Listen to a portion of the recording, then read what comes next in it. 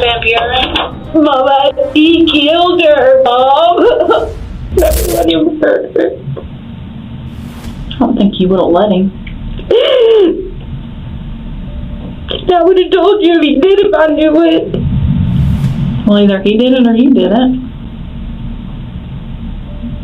There's no way in the world I would hurt her. He was my best friend.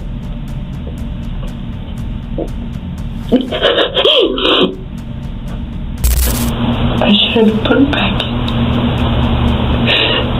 I should have just left her free. Call anyone I know. I'm not an abusive person. I don't do stuff like this. I would never hurt a child. But I'm telling you the honest truth. Everything I've told you has been honest. That's all I can do. What happened to her then? I don't know. Who does? I don't know. It's November 8th, 2018. On this morning, a 2-year-old toddler was found completely unresponsive inside a home in Van Buren, Arkansas. That toddler is Olivia Faith Soto. She had celebrated her second birthday only 4 days ago. She was a beautiful, completely innocent toddler whose life was cut short in the most brutal way imaginable. Her mother claimed the little girl had simply suffered a tragic accident, falling out of her crib. That mother is Eva Millard, the very same woman now sitting inside this interrogation room, desperately trying to convince detectives she has absolutely nothing to hide. The one who originally dialed 911 at 11 a.m. is her boyfriend and the toddler's stepfather, Jordan Shrieve, who claimed 2-year-old Olivia wasn't breathing. But by the time first responders arrived at the house to save the little girl, Jordan was already gone. He didn't wait for the ambulance. He fled, leaving a dying toddler behind. They were brought in. I can only tell you where I was and what I done. That's all I can tell you. Okay, that don't mean you're telling me the truth. You understand what I'm saying? Yeah, I understand where you're coming from. I understand, sir, but I'm not lying to you. According to this right here, 100% you are. And I could have a nervous disorder, you know. That has nothing to do with it. Absolutely nothing to do with it. I'm sorry, but I'm telling you the truth. You guys are going to convict me of something I didn't do. Jordan, that baby did not die. I understand that, but I didn't do it. There's bruising on her head, her back of her head. There's something. I don't know. All I seen right here is bruises on her face this morning. What happened? I don't know. She was up with the baby the last time. That's all I know. Do you think your dad would have come in there? I don't think my dad would do something like that. I don't. You don't think so? No. I don't. Maybe we need to bring him in here and find out. I guess we're going to have to. Because both of y'all are saying you didn't do it. Bring him in. Do it. I'm just telling you, I didn't do it, and I'm not lying to you. Let me say something, okay? Whether you freaked out or not, okay? When you found out that girl was dead, I didn't know she was dead yet. We checked. She said she was stiff, dude. I didn't pick her up. She didn't look stiff to me. I'm telling you the truth. I'm not lying. You didn't see any blood? Yes, I seen blood at the couch. At the couch when we got there. And you thought, okay. So not only did you take your buddy home. Hold on. Not only did you take your buddy home, he didn't even come back forever. You're out riding around, dude. You're stopped up here talking to your ex-wife while your wife and your stepchild. You don't understand the stress I've been in the last few weeks between my brand new wife that I love dearly and my ex-wife that's trying to control me with my other kid. It's crazy. I can't, it's a bunch of stress on me. So I was going towards the house, and then she was talking about all this drug stuff, how she has all this stuff on me, and this and that, and I didn't know what to do. So I pulled over for a second. It was a lot longer. 5 minutes, 10 minutes, I don't know, sir. It was like 10 minutes or so. Okay. But I'm telling you the honest truth. Everything I've told you has been honest. That's all I can do. What happened to her then? I don't know. Who does? I don't know. If it isn't me, then it's 2 other people. I don't know. I'm telling you the truth.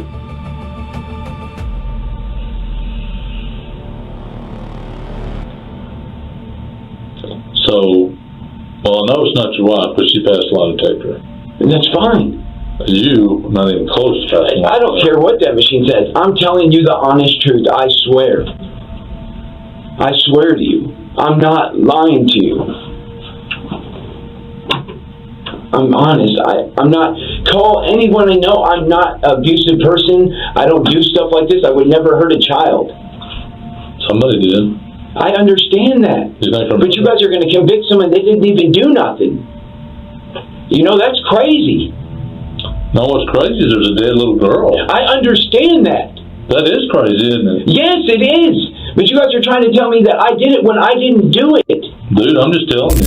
Okay, we're video recording, and we're just going to go through everything real nice and easy, and just get your side of what happened so we can try to figure this out, okay? When can I see you? Huh? When can I see you? I'm not sure. We can see though, okay? But let's concentrate on getting this real quick, okay? Oh, what time did you get up this morning? You mean got up? Mm-hmm. Right before I seen her. Jordan that came in. Yeah, did you get up before Jordan left? We got up about 4 in the morning. Uh-huh. And that was because Olivia was making noise or whatever, and I got up and I picked her up and I put her in bed with me. Okay. She was laying with me, and of course I was tired, she was tired, he was tired, and she kept telling me no. And Telling you no? yeah, and she doesn't find the words, she learned how to talk. I gotcha. And we're tired. You what? We're tired. Right. And Jordan told me to put her back in the bed. In her bed where she sleeps. And of course I got a little upset at him, and I was like, because she'd been sick. I should have put her back in. I should have just left her with me. Okay, so that was about 4. It was still dark outside, so I know it was either middle of the night or morning. I didn't look at the time, sir. So you were asleep all night. You slept last night. You got up at 4. We didn't sleep a lot last night. Okay. Because of course she was up. Okay. She had went to sleep, so we went to sleep. Mm-hmm. And then she started making noise, and I got up. Okay. And I picked her up, and I put her in bed with me. Well, she was talking. Now, just blah, blah, blah, blah, blah, because she can't really talk. So I put her back down, and I gave her a bottle, and her little head was on her pillow.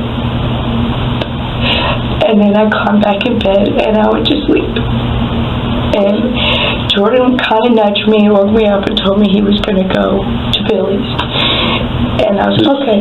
Did you get up and smoke a cigarette or anything? I did it in bed.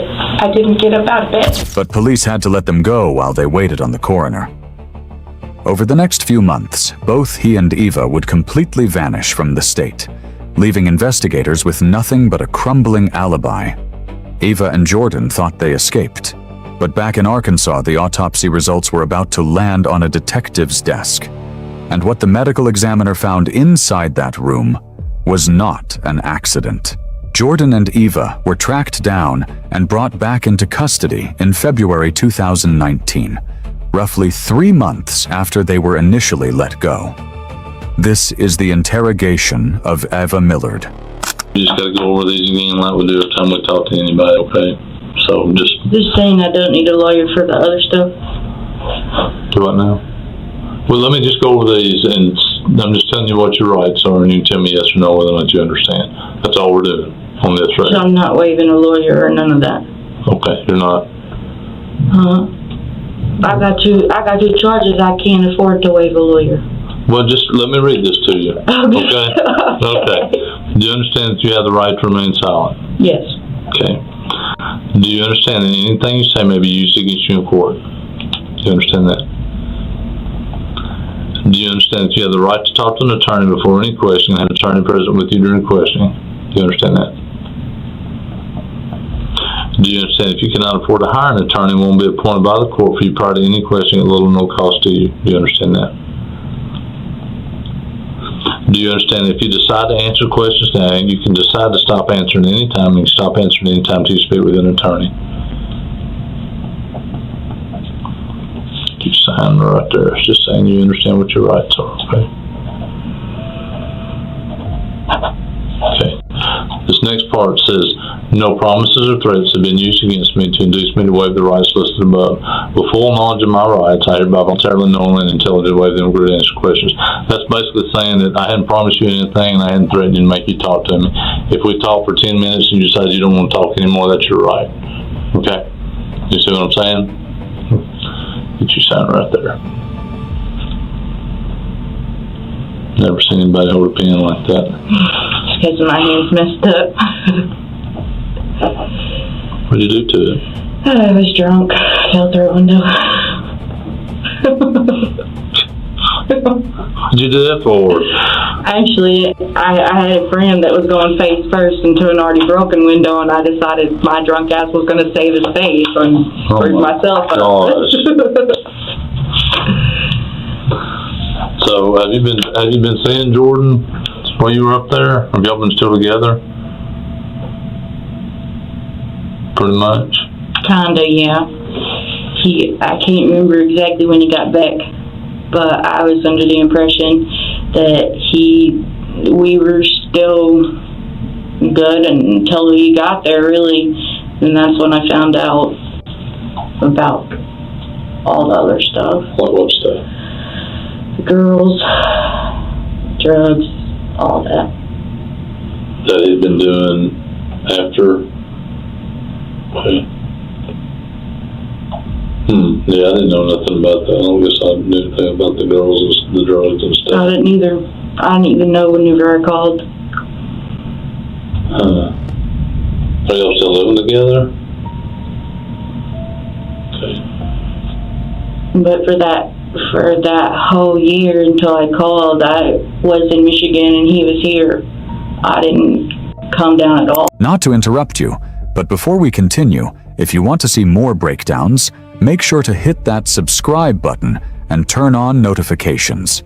It really helps the channel grow. Now, back to the interrogation. Right. Okay.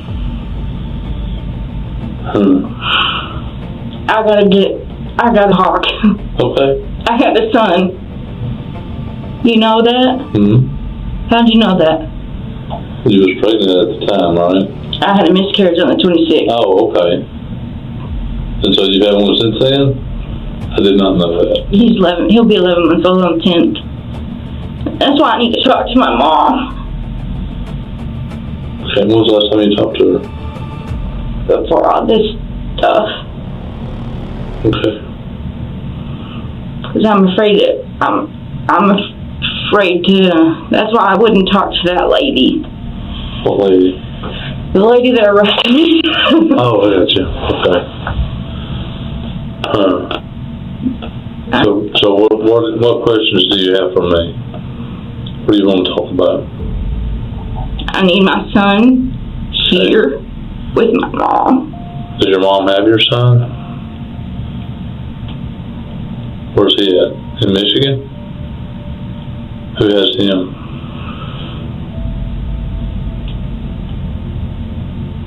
Jordan? Is it with Jordan's family? Okay. So, the thing is I was planning on leaving and coming home to my mom. yeah. And then that's kind of what I was talking to that priest about. Mm-hmm. But I didn't know how to just leave. And my mom kept telling me just to come home. And I was trying to make enough money to just come home. Yeah. And then I went to jail. And I want my son with my mom. So. Okay. Well, is Jordan the father? Okay. Who else would be the father? I'm not a cheater. I don't know. I didn't know you had a son. I don't know what's going on. Jeez.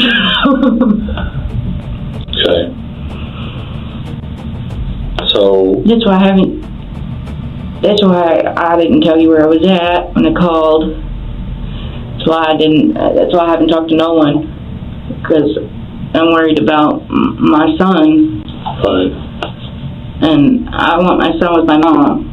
okay, My mom wants my son too, but we didn't. I was just going to come with my son, but I didn't know really how. okay. But I'm afraid with this stuff now, because they're supposed to come and bail me out or whatever, and then... The pressure is building, and Eva's body language gives her away. Her hands are shaking violently. The detective points it out. Right away, Eva panics. She brings up custody issues, financial problems, old family drama. She is trying to flood the room with noise, anything to get the focus off the actual case. Me out or whatever, and then... So Jordan and them were coming down to bail you out? Is that what you're saying? Supposed to. So that'd probably bring your son with them, right? Okay. Have you talked to him lately? Did you talk to him today? When was the last time you talked to Jordan? Yesterday. Okay.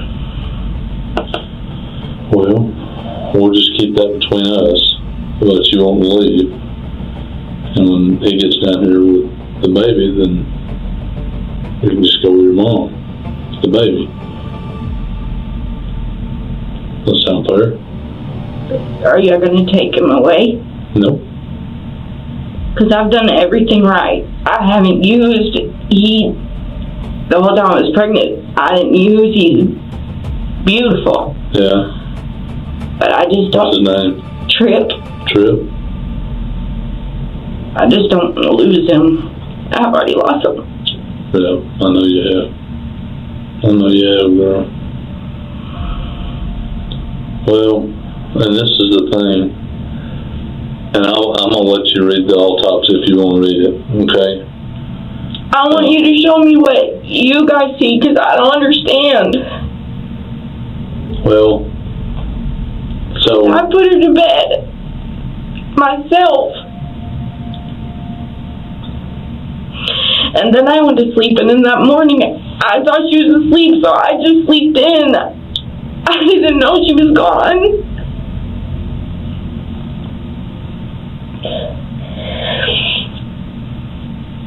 Well, I'm 100% sure that his dad or his grandpa that was living with y'all? His dad. His dad. I'm 100% sure he didn't do it. After talking to him and before he passed away and everything, that's all the evidence that we have as far as what actually took place. But as far as Jordan doing it, I mean, if you didn't do it, who did it? I still believed it was an accident. 100% not. And we've had this conversation. And I'm going to let you read what the autopsy says. And it absolutely says, without a shadow of a doubt, it was an accident. Okay? Absolutely it says that. I'm just being blunt with you on that. And I'm going to let you read it. I don't have no problem with that. Okay? So, with that being said, if you know for a fact that you didn't do it, that leaves one person.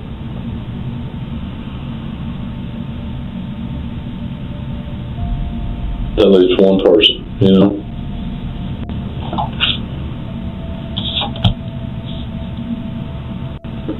And so I know either Jordan has had to have said something. To me? Mm-hmm. About killing her? Mm-hmm. He said nothing like that to me. Or either you know something. I mean, during the time period that they're saying that the baby died, I mean, you and him were there. What time? It's like a 4 or 5 time period between like midnight and 4 or something like that, 5 maybe in the morning. Okay. But, you know, the thing is, it absolutely was not an accident.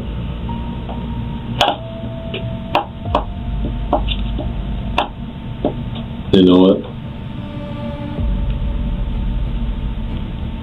Killer, like there was nothing wrong. There was. To me. Eva tries to claim absolute ignorance. If she didn't see any injuries, she can't be blamed for ignoring them. It's a common defense. Total denial of reality. But the detectives aren't buying it. They know the medical truth. To look at a child in that condition and say, nothing was wrong, isn't just blind, it's complicit. Is there something I could sign my son to my mom? No. If they come down, I mean, you can get him. What kind of bond am I looking at? I'm not sure. I know there wasn't a bond on the morning, so they'll probably go before a judge in the morning. They'll set a bond. I mean, like higher. I don't understand the felonies. I've only had breaking and entering felonies, and I think my bond was $10,000. Yeah. So I don't know what. I don't know what they'll set it at. I really don't have any idea. Like how, like Jordan's? I don't know. I wouldn't think so. What's the difference between a D and a B felony? Well, big difference. Like, years-wise, what am I looking at? What was Jordan charged with? He was charged with murder, wasn't he? First degree, I think. First degree. So, he's looking 10 to 40 to life.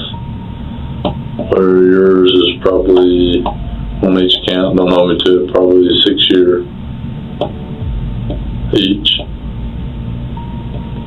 1 to 6 years. So it's going to be a high bond.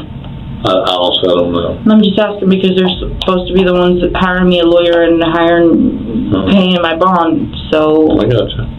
And they'll know more about that in the morning. But hey, this is the deal. Why don't you look at me? Why don't you listen to me? Okay.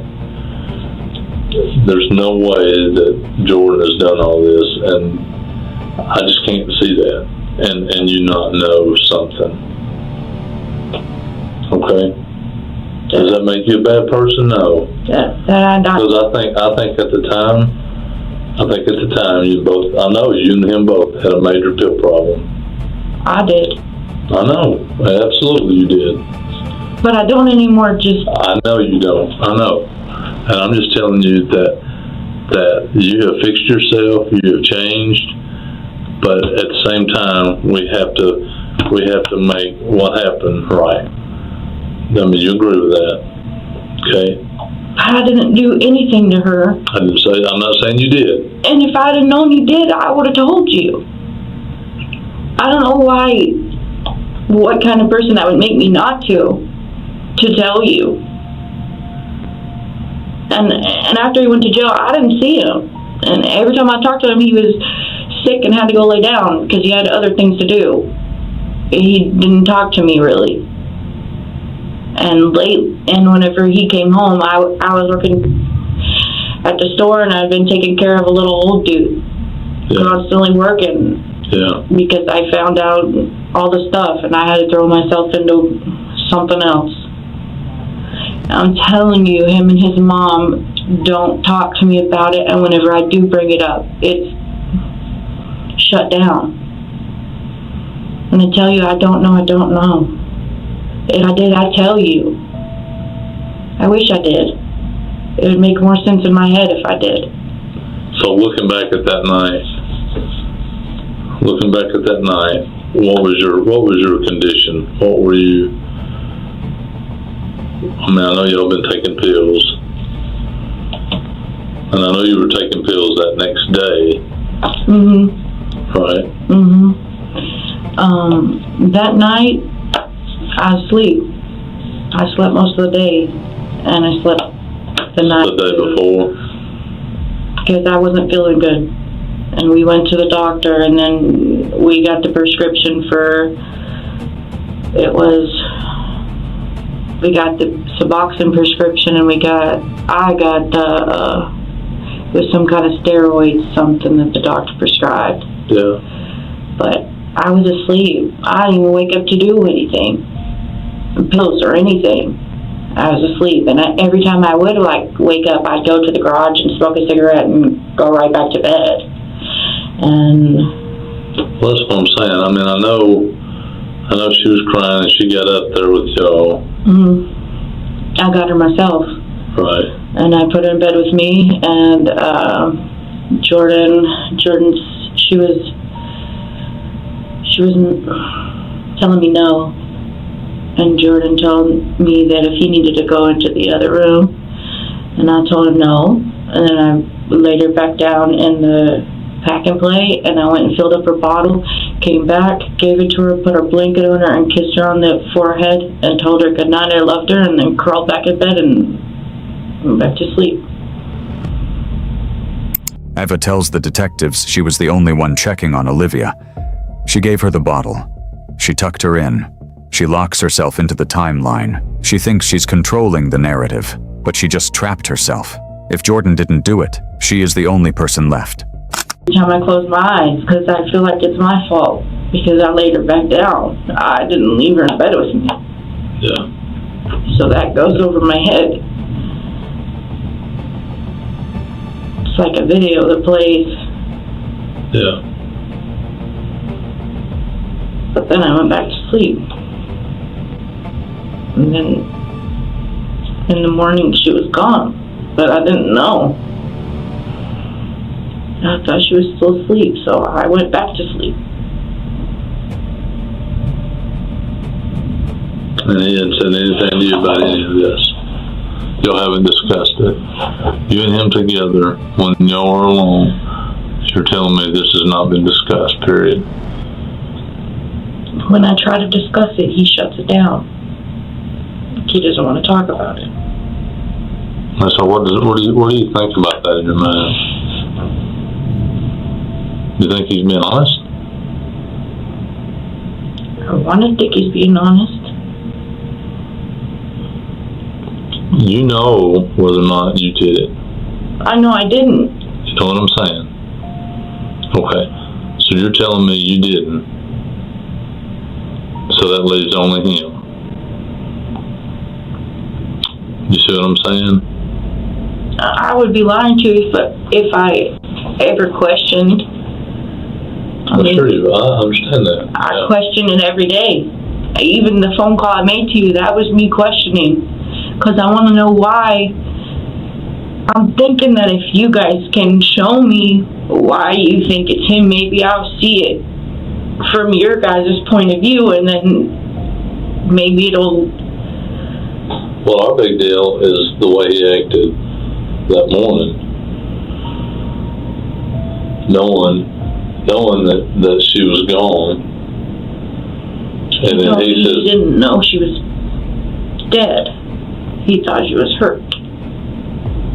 Well, he told us he checked for her breathing and pulse, and there wasn't nothing. And he told me when it all happened, and I kept trying to tell him that there was something really wrong.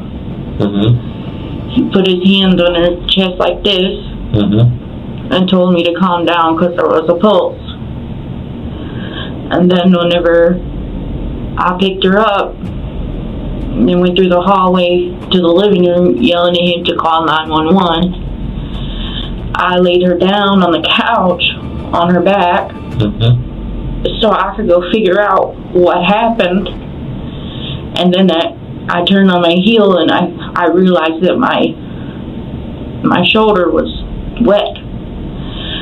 So that made me turn back around, and he was on the phone with 911 or whatever, and that's whenever I seen the blood on her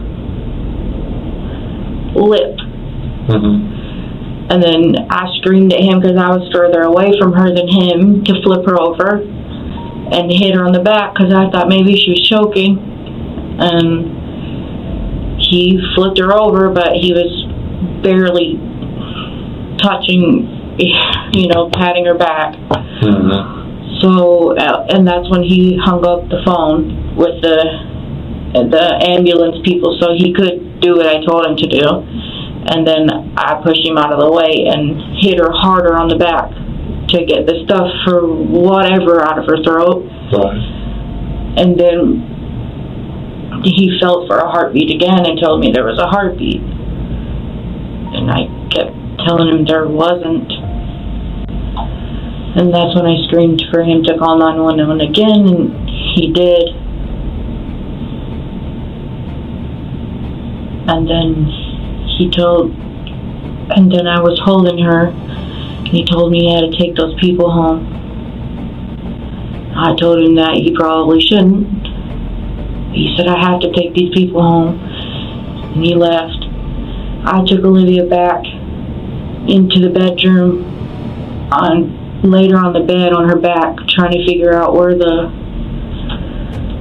she was hurt, or definitely where she was bleeding. Mm-hmm. And that's when I looked in her little mouth, and that's whenever, when I was holding her while he was on the phone with 911 the second time, I went to do this to put her here, and I took my hand off of her neck, and then I noticed that her head kind of flopped, and I went to catch it, and that's whenever I felt the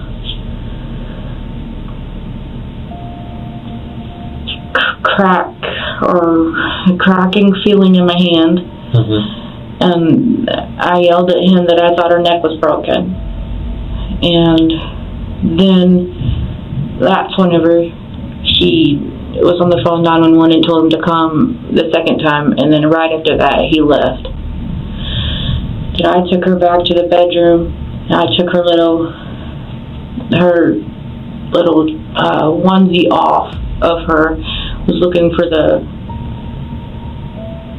whatever, and then I flipped her over onto her stomach so I could check her neck, and I put her little hair in like a ponytail with my hand, trying to feel around her head to find it. Mm-hmm. And I couldn't. The only thing that I seen was the little bruise here and the little bruise here, and I couldn't figure out why she was bleeding. Eva is trying to minimize the horror. She phrases it like a mystery, an unexplainable medical anomaly. But she just admitted she saw the injuries. She is trying to play the confused parent.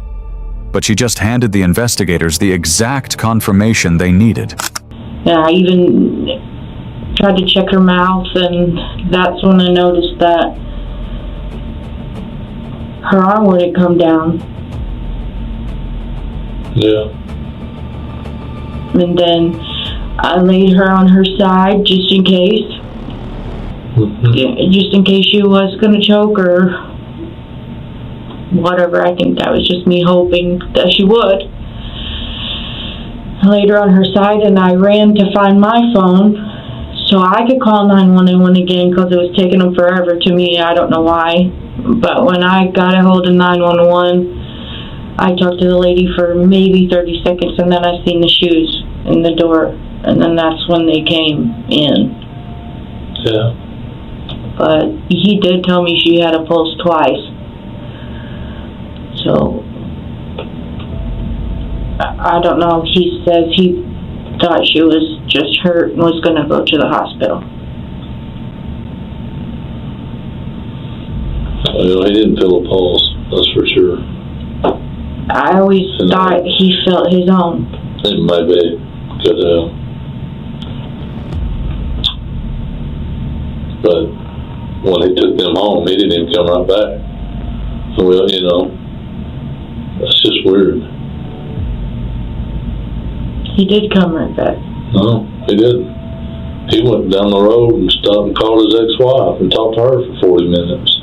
He told me it's because the police was pushing him off the road. That didn't make sense. Didn't say nothing to Pam about the whole deal. But he went down the road and talked to her for 40 minutes on the phone before he came home, knowing what you were going through.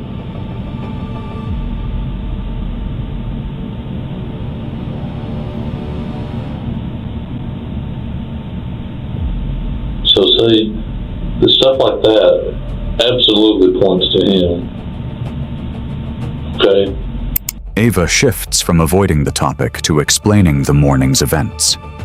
Her account includes highly specific details, such as feeling damage to Olivia's skull, noticing blood on her lip, and seeing her head drop.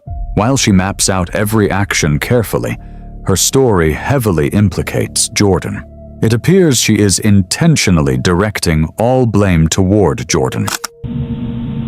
Okay. But what bothers us is the fact that you're still with him. You're still, for a funeral. I didn't know about the funeral. You knew there was a funeral. I set up the funeral from where I was at. Was going to come back. I set it up at McDonald's. I want to say it was McDonald's out of Greenwood. I called him. We set it up. He had a chapel on the side of his, what do you call it, funeral home? Mm-hmm. And he was giving us everything.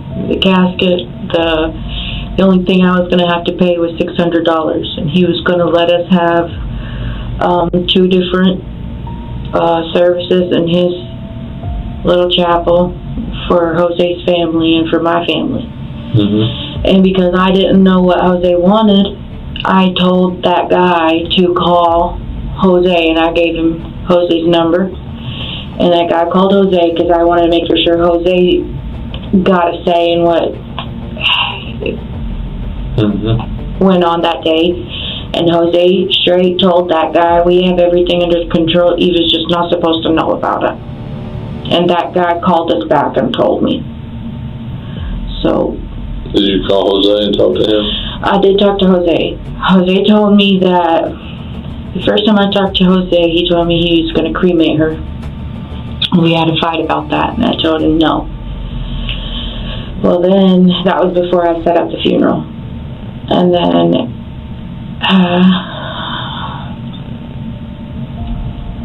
I want to say we talked again, and he said something. He was going to go meet with someone about getting her body released or something.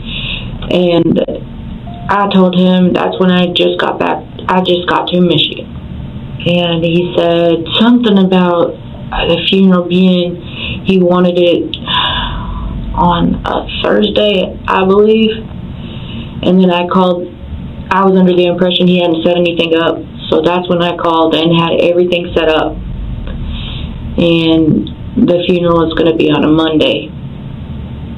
But he told me something about a Thursday. But the funeral was a Saturday.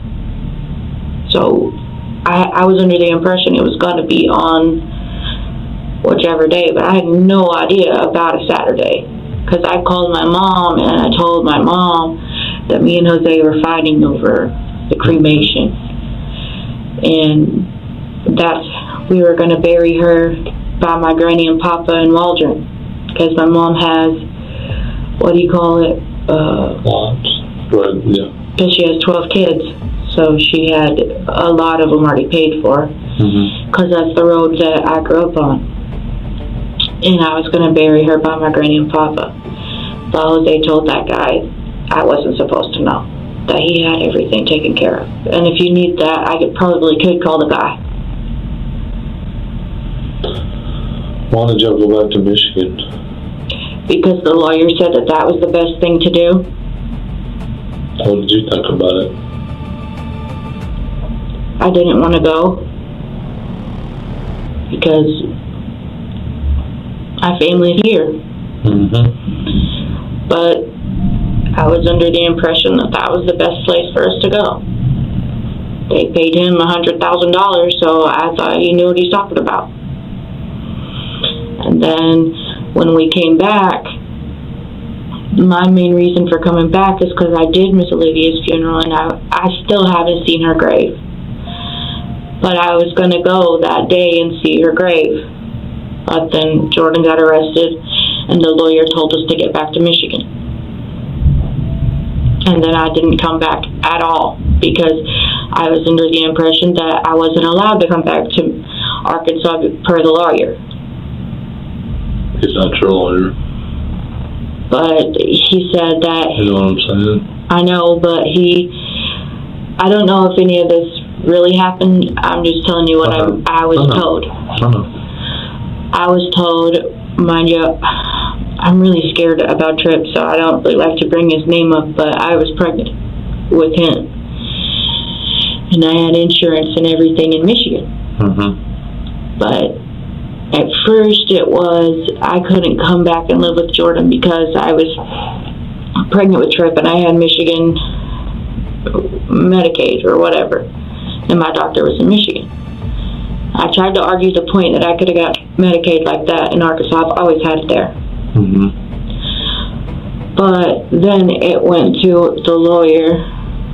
The lawyer said it's not a good idea because they picked up Jordan. He's got one concern, and that's Jordan. That's not you. So my mom keeps me. You know what I'm saying? And that lawyer knows. He knows the truth. Jordan knows the truth. They told me the lawyer knows Jordan didn't do it. So that leaves you. Did you do it? There's no way in hell. That's two people in that room. You and Jordan.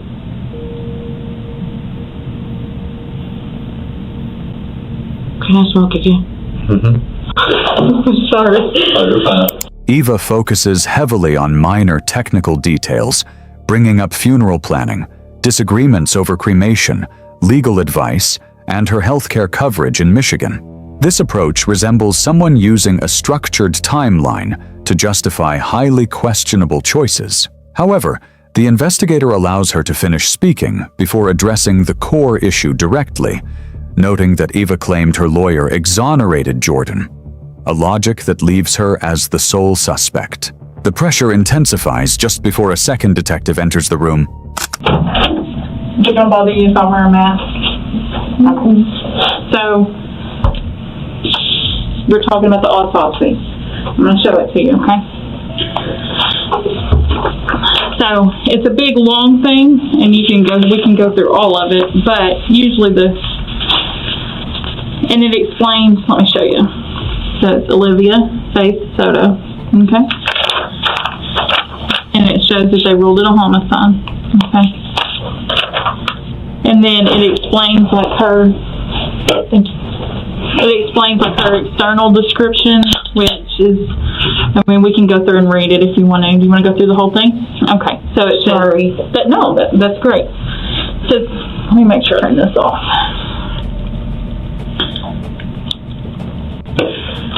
It says the body was that of a well-developed and well-nourished white female toddler. At the time of initial examination, the body was nude. A disposable diaper was present under the body. Paper bags were present on the hands. The body weighed 24 pounds, measured... Paper bags? I didn't put paper bags. We do. We bag our hands. Okay? In case there's any kind of... And I was thinking, I know I put a diaper on her. Sorry. No, we bag hands. So... It says the body weighed 24 pounds, measured 33 inches in length, and appeared consistent with the stated age of 2 years. Body temperature was cold. Rigor mortis was fully and uniformly developed in the extremities. And there's going to be a lot of things that you don't understand in rigor here. mortis wasn't said only in her arm. When it got to the ME, baby. Okay. Faint, fixed, purple-red lividity was present on the posterior body surfaces except in areas exposed to pressure. The scalp was covered by brown-black hair measuring up to 10 inches in maximum length. Injuries involving the scalp will be described below. The irides were brown and cornea were clear. The conjunctive and scleria showed no petechial hemorrhages or other significant changes. That means So petechia is like if she was like physically choked, you have blood vessels in your eye, and I've seen people that have had petechia in their chest, like if there's that, like the person that I saw had choked to death and there was a whole lot of pressure there, like if you're choking, like somebody's strangling somebody, a lot of times the blood vessels in their eyes will pop, and that's called petechia. Okay. Okay. Sorry, I'm going to have a lot of questions. And we may have to, that's fine, because some of this I may not understand because I'm not a forensic doctor. When we get to the very back page, it's like, I call it the page for dummies. Oh, okay. So it explains everything in layman terms, like where we can understand it, okay? So if you have questions about something, if I can't answer it in here, it'll answer it back here where we can understand it, okay? It says, injuries involving the external ears will be described below. The nasal passages and mouth contain minimal amounts of mucid sanguous fluid. The teeth were normally erupted for age and appeared unremarkable. Inner surfaces of the lips were without evidence of energy. The frenulum of the upper lip was intact. I think that's that thing right there. You know what I'm talking about? Let me find where I was.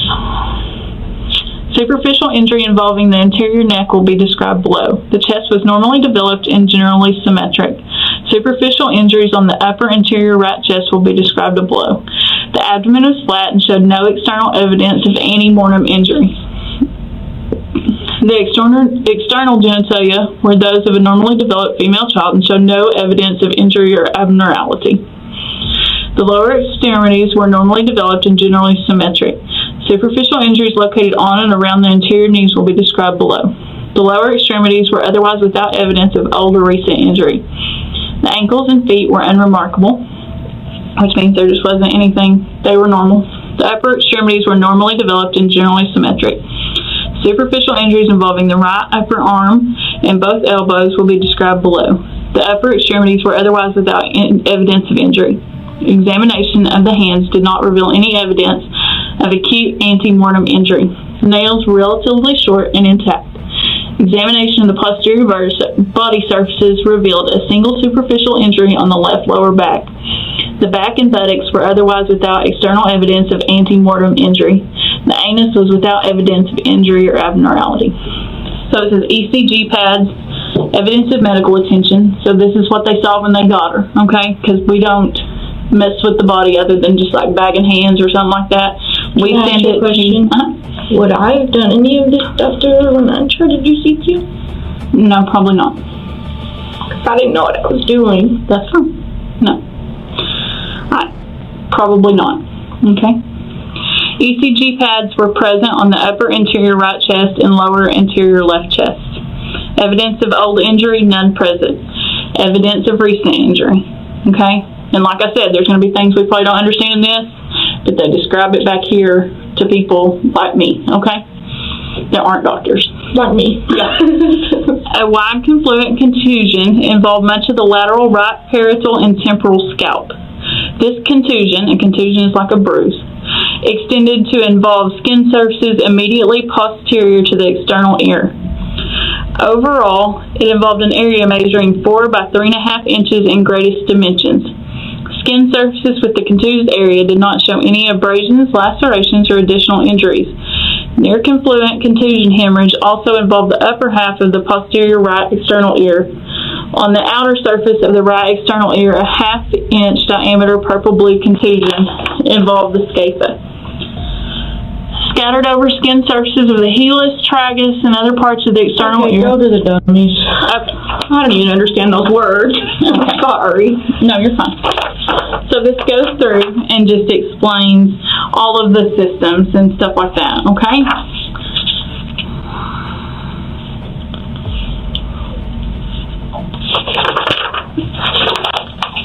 I'm going to hold this because we may go back to that.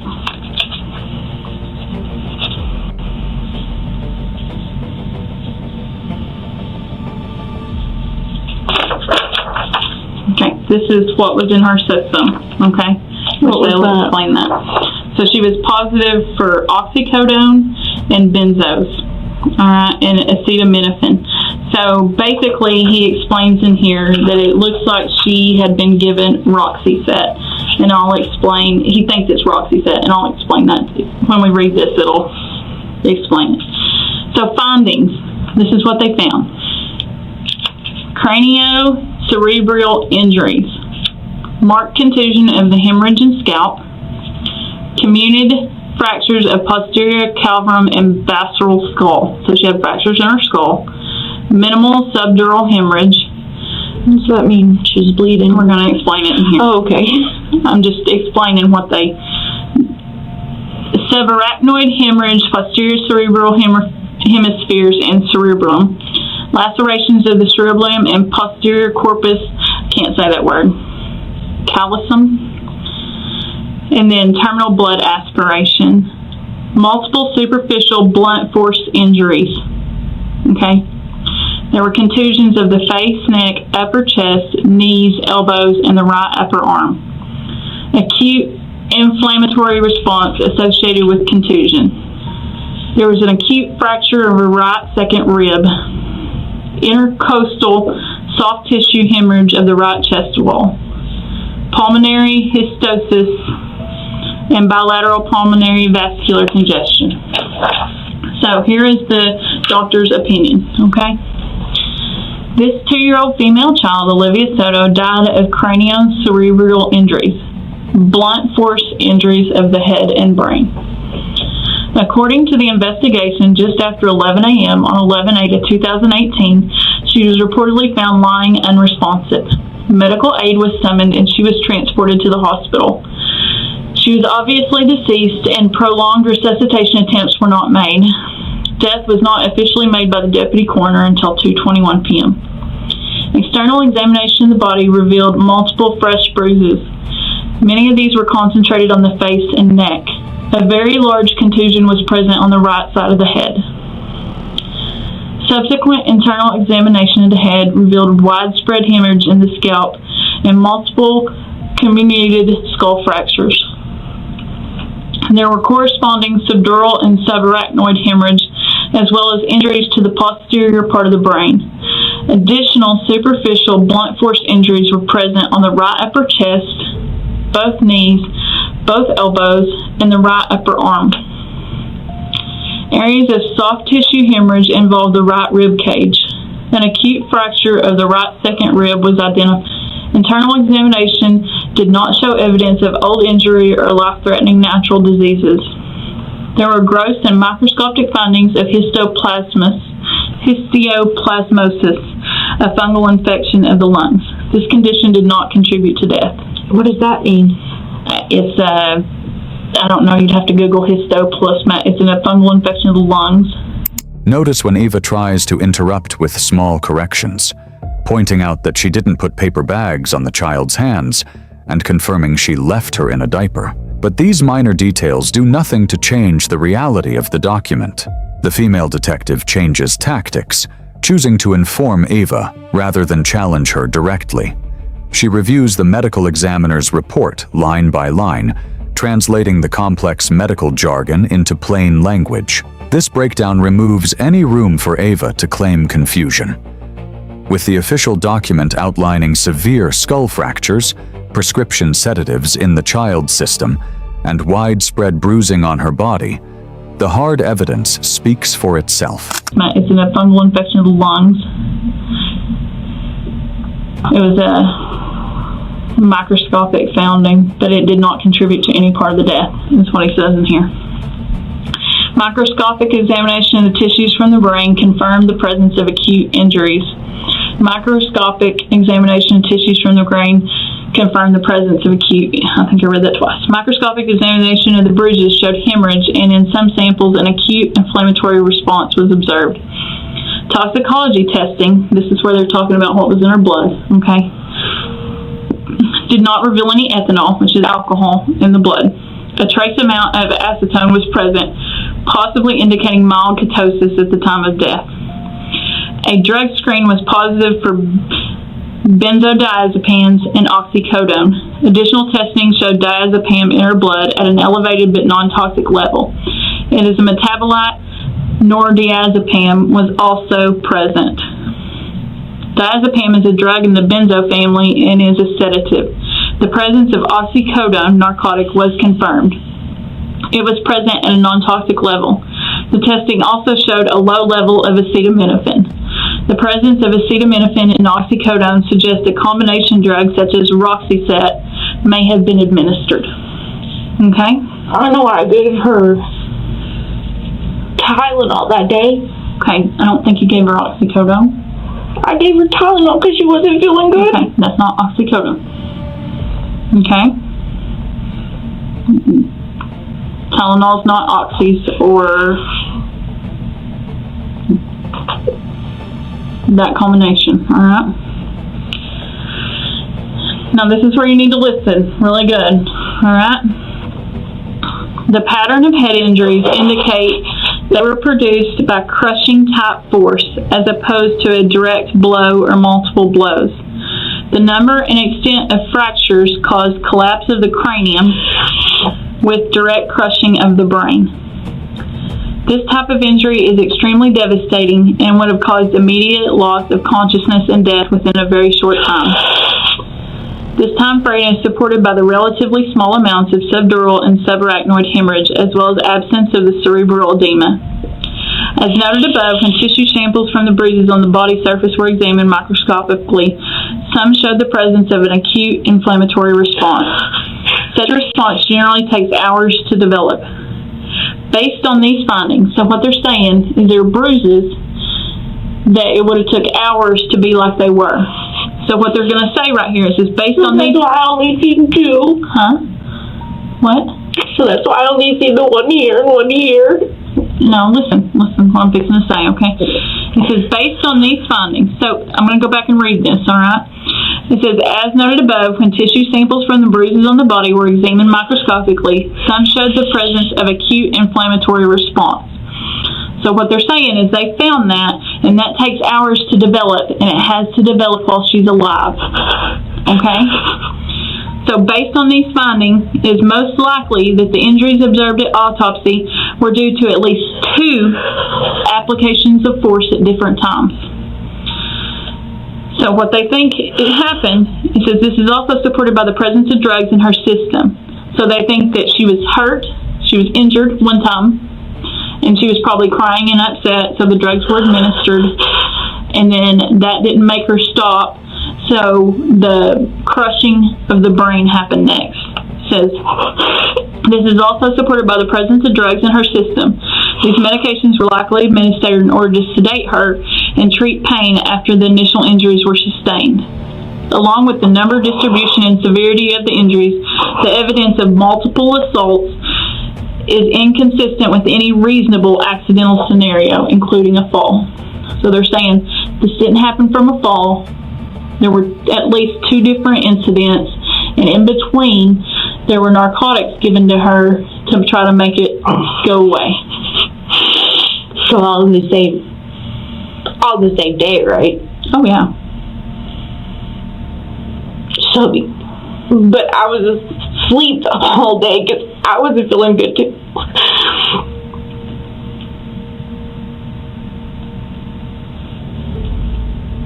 Didn't you get up at 4 because she woke up?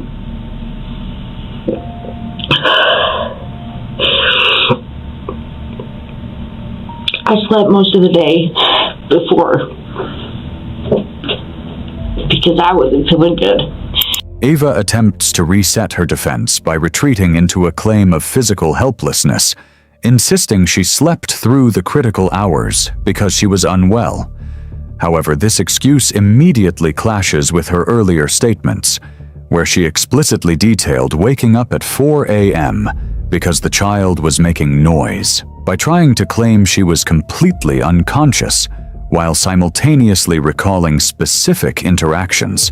Her timeline begins to fracture under its own contradictions.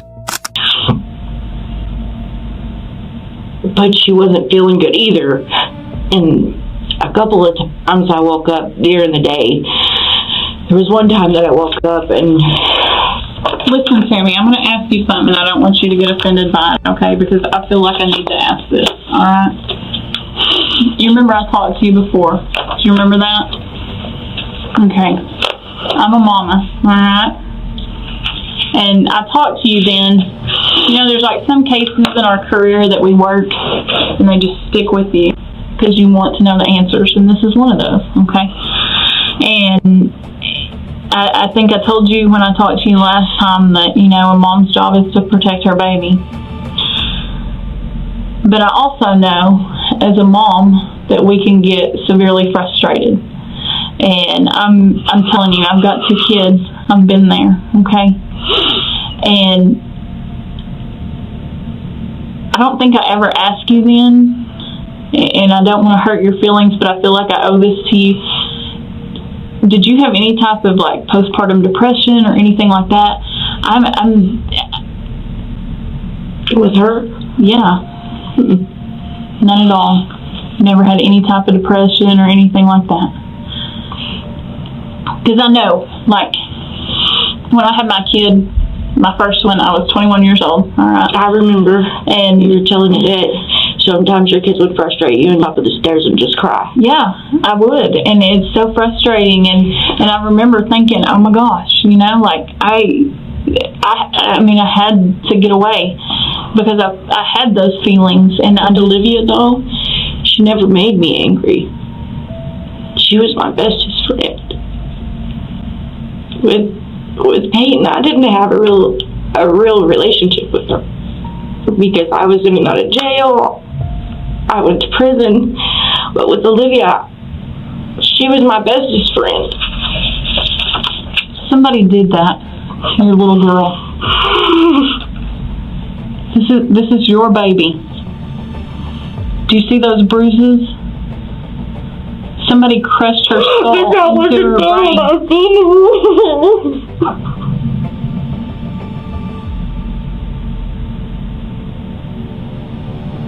Eva, somebody crushed her skull into her brain.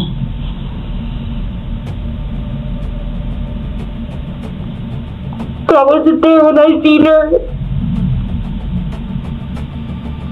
That's what they're talking about in this autopsy report, the bruises.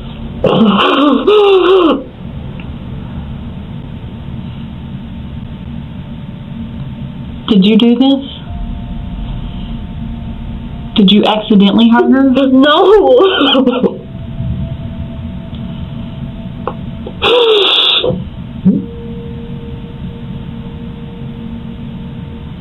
When you read the autopsy, even her tongue has bruising because she bit her tongue when this happened. This isn't a fall off the something, sis.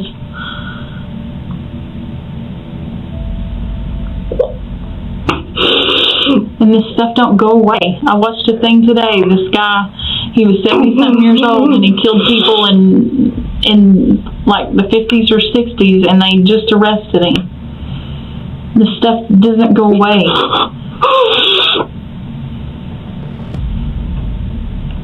I just want answers for her. She deserves that. Eva's composure cracks as the investigator appeals to her directly as a fellow parent. The medical report reveals a grim timeline. The child was assaulted, given heavy medication to stop her from crying, and then struck a second time with fatal force. Instead of aggressive interrogation, the detective builds rapport, sharing the common frustrations of raising young children. She then delivers a blunt reminder that someone severely fractured her daughter's skull, turning the conversation entirely personal. She deserves that.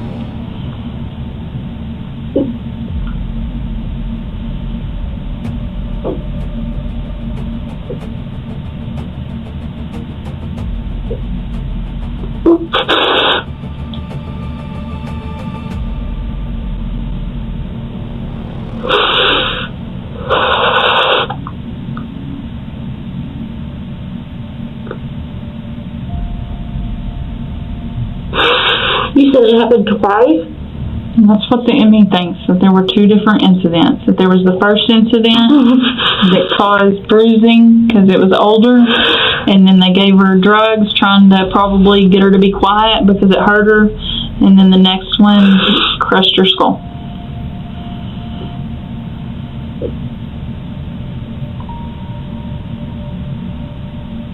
How was she just fine in the bed with me then? She wasn't just fine.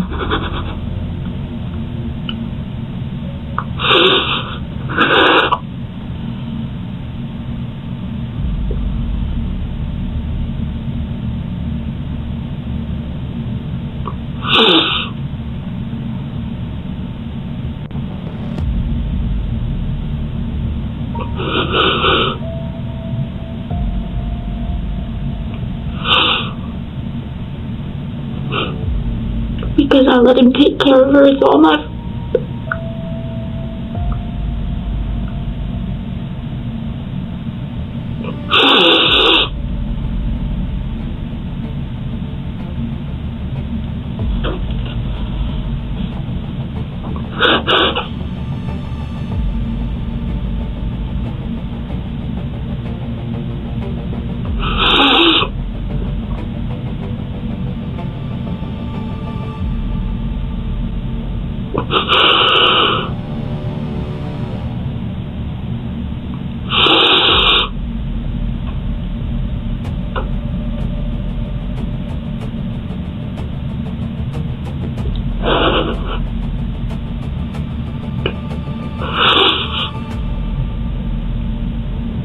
So the other one had to happen the day before too, right? Not necessarily the day before. It says in here that when it's talking about with the tissues, it says that it takes them at least 2 hours. I think is what. Let me find it back here. It takes hours to develop. So it says, as noted above, when tissue samples from the bruises on the body surface were examined microscopically, some showed the presence of acute inflammatory response. Such a response generally takes hours to develop. Based on these findings, it is most likely that the injuries observed were due to at least 2 applications of force at different times. So, the way they're describing it is one application of force happened, which made the bruises, and then the Roxyset or medicine very similar to Roxyset was given, which is the oxycodone. I think it has, when I say benzos and oxy, and then I guess probably to make her Tylenol myself. But that's not the same. But I gave her Tylenol myself. But that's not the same. Because Jordan told me she was throwing up. So I gave her Tylenol myself. But when did Jordan tell you she was throwing up? I don't know exactly what time it was, but I woke up the day before at like 12:30, I think. And I was walking through the house to the garage to smoke a cigarette. And I looked up and he had her in one arm and some stuff in the other arm and just told me she threw up. What do you mean stuff? Like medicine or? It looked like he just cleaned it. Like puke? The throw up. Okay. I want to say it was a stuffed animal and some other stuff.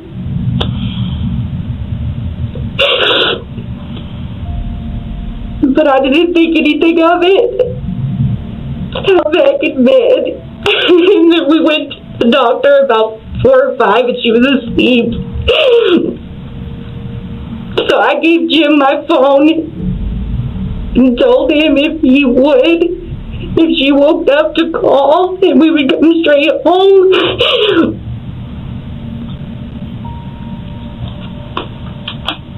We didn't even fill the prescriptions or nothing, we just came straight home, and when I got home, she was asleep. So I crawled back in bed.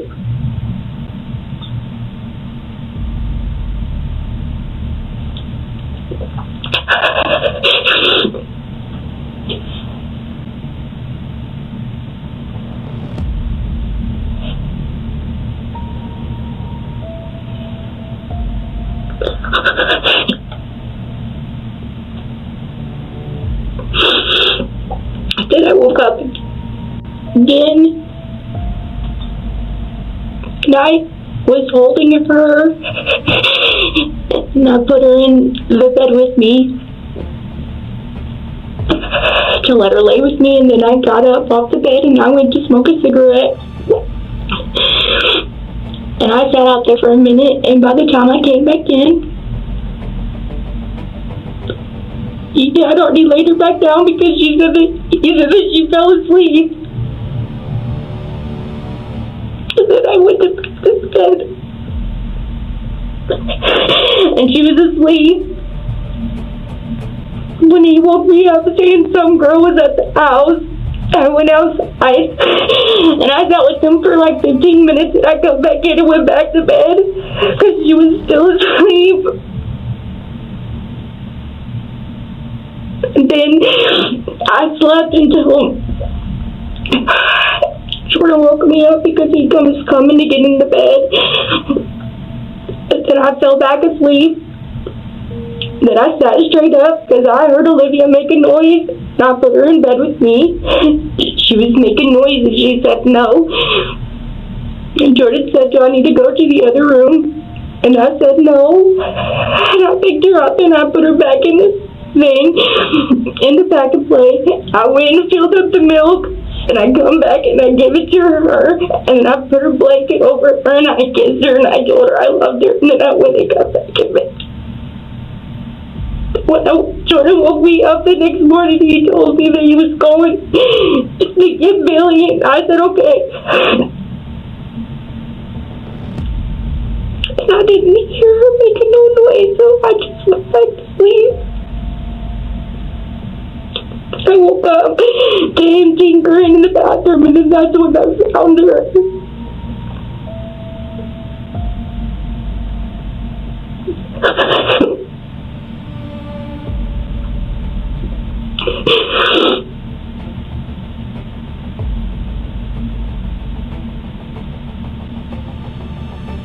When I found her, she didn't look like that.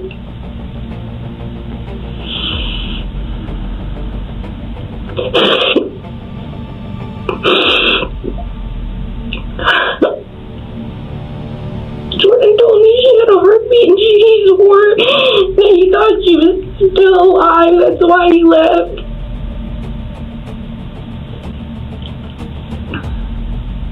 Would you have left? I would have never left her, and I would have never let nobody hurt her.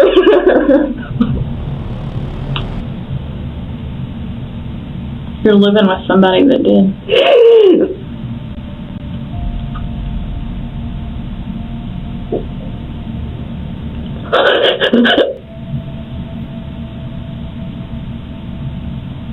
Never let him hurt her.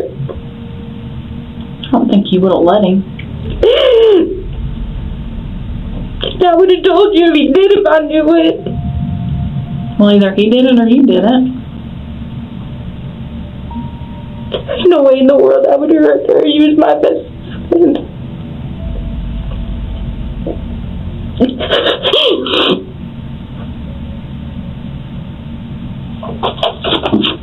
She's beautiful. And she's innocent. There's no reason this should have happened to her.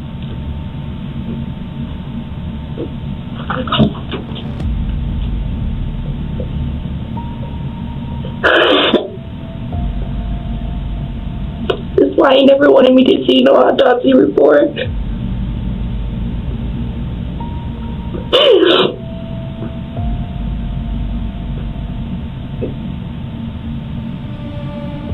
I told you when I met you, no reason to lie. I'll tell you, I've had my doubts about you, and I'll explain it, because in my mind, I can't imagine you staying with him. I need to know. Did you just think we were lying to you? I mean, we told you.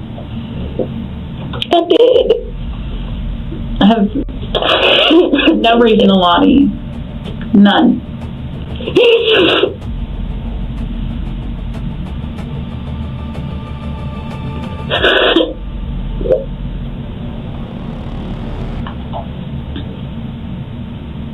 Can I talk to my mom? I don't know. Have you talked to your mom lately? Eva breaks down entirely when confronted with the timeline of the two separate assaults. Her statement, "I let him take care of her, it's all my fault," is the closest she comes to admitting responsibility.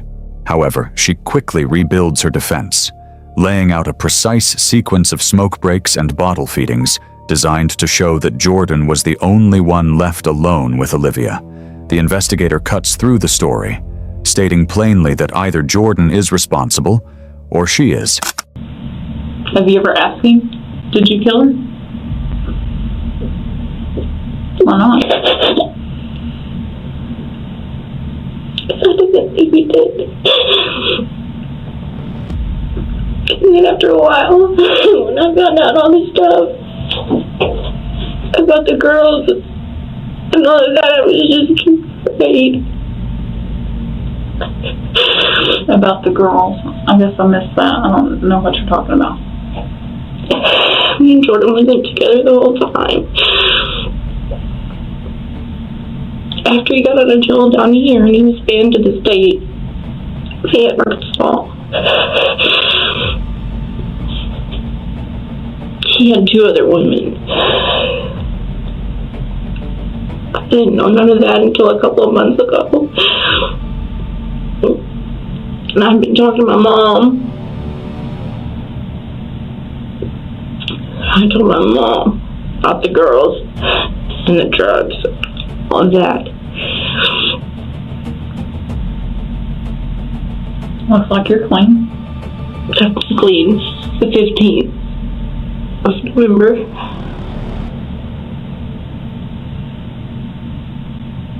My mom swears he killed her. Look at me. If you didn't accidentally kill her, then he absolutely killed her.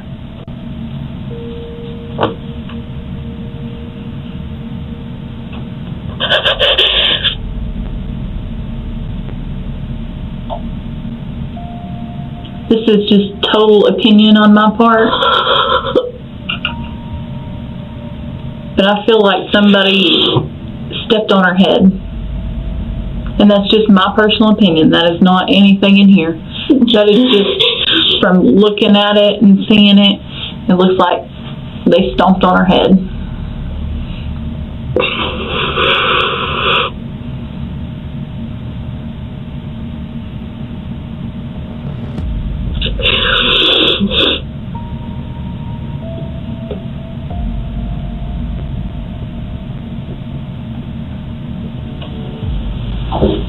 I feel so stupid.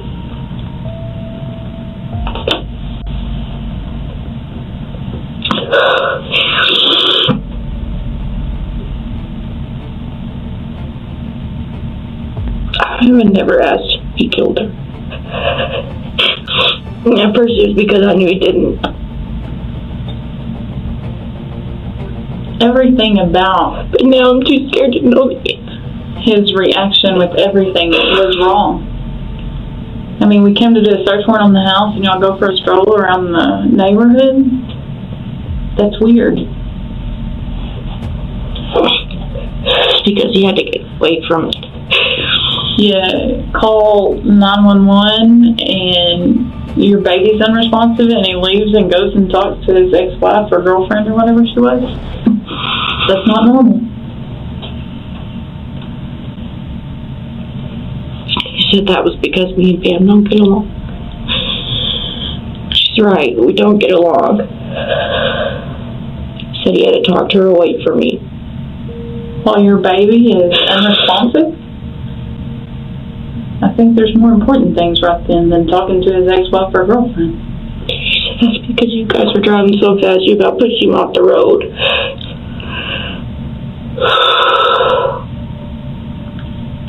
He left you with an unresponsive baby at the house.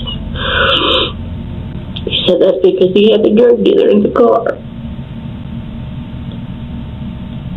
Pardon my French, but at that point, who gives a fuck? Do you get what I'm saying? That is a baby. Look at her. That is a beautiful baby. A beautiful, perfectly innocent baby. Nobody cares about a drug dealer. He said it was because he thought she was alive and we didn't need that drama too. asked him why he left you. He knew she wasn't alive.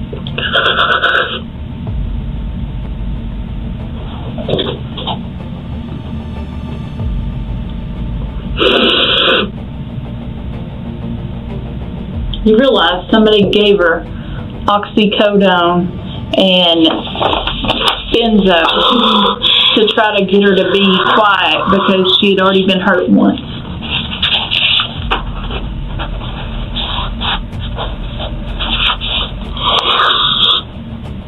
Can I talk to my mom? I'm sure you probably can.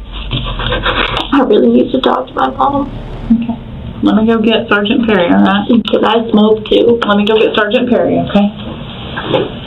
I'm sure he'll tell you that. The investigator introduces the most graphic theory of the interrogation, suggesting that someone intentionally stepped on Olivia's head. Eva offers no denial, stating only that she feels foolish. For the first time, she confesses that she stopped questioning Jordan out of fear of what she might learn. This reveals that fear, rather than a belief in his innocence, drove her silence. Realizing the detectives see through her defense, Eva asks for her mother and stops cooperating. Okay. Alright, I'm giving you a warning. It's not pretty, okay? I'm going to show you what her skull looked like in the autopsy. Okay?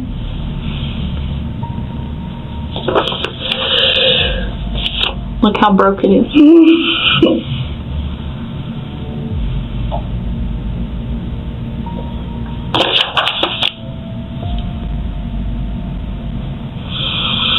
It's not from a fall.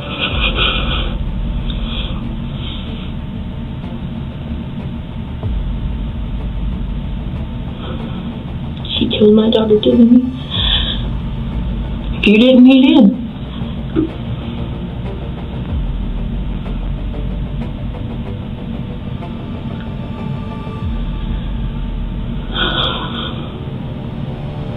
What do I do now?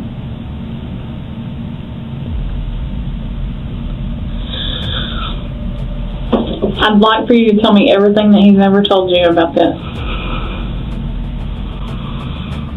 Or anything that you could remember, even if you think it's insignificant, about that time period that may be helpful. It may be the thing that we can put together. Do you get what I'm saying?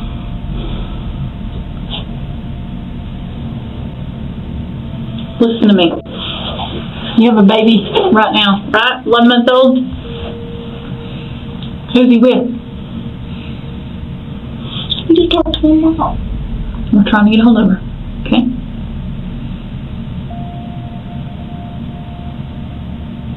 Look at me. You have a baby that's with him right now. And I'm going to say this, and I hope, I guess the one thing that we can hope for is that he feels differently because that one's actually his.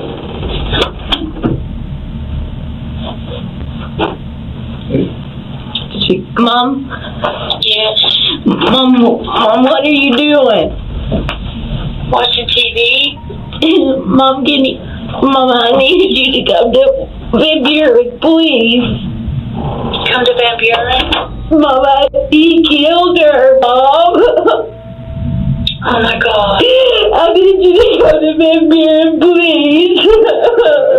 Will they let me come up there? Mom, he killed her. Oh my God. They let me come up there. Lisa, ask Sergeant Perry. In June 2021, Jordan Shrieve stood trial for first and second degree murder. On June 28, 2021, the jury found Jordan not guilty. Eva avoided prison entirely, pleading guilty to permitting child abuse resulting in death for a 20-year suspended sentence and supervised probation, which she violated weeks later. Years later, no one is behind bars for the murder of 2-year-old Olivia. the case remains officially unsolved.